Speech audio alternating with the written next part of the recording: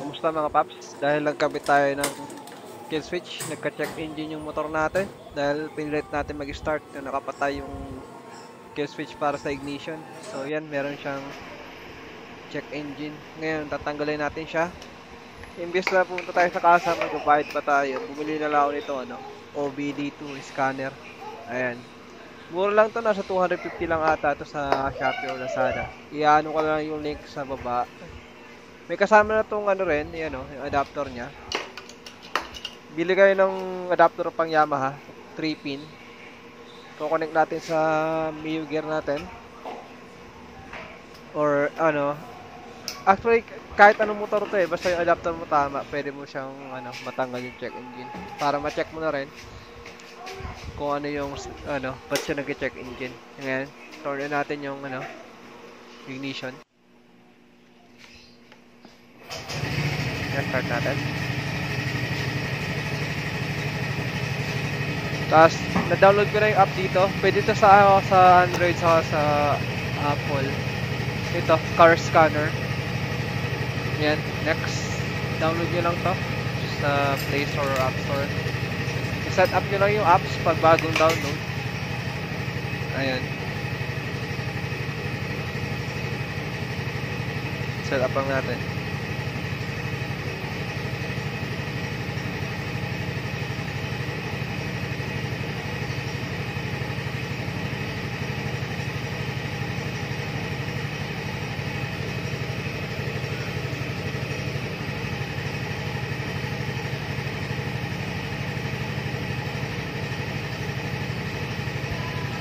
Basta pipili tayo ng brand ng vehicle. So ayan, Yamaha.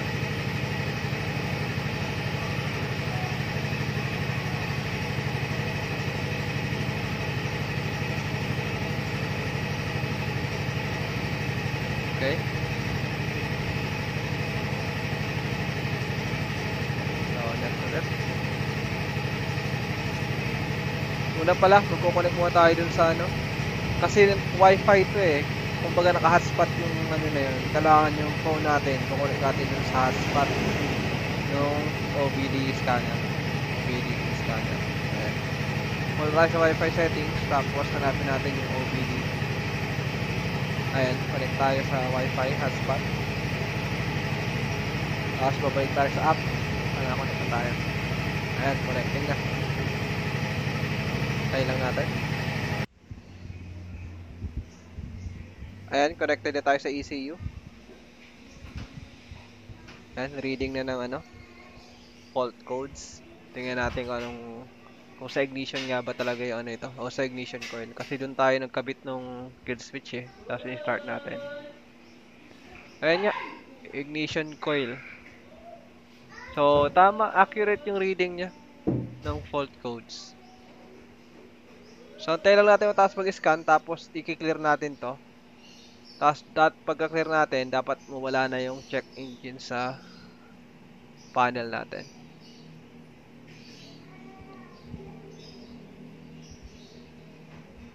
Pwede mo siya i-search sa internet kung hindi mo naintindihan yung kung ano ibig sabihin. Error code na yun. Pero ito nga, nababasa naman, ignition coil. Kasi yan, pwede natin i-clear. Clear natin. Until na natin ma-clear.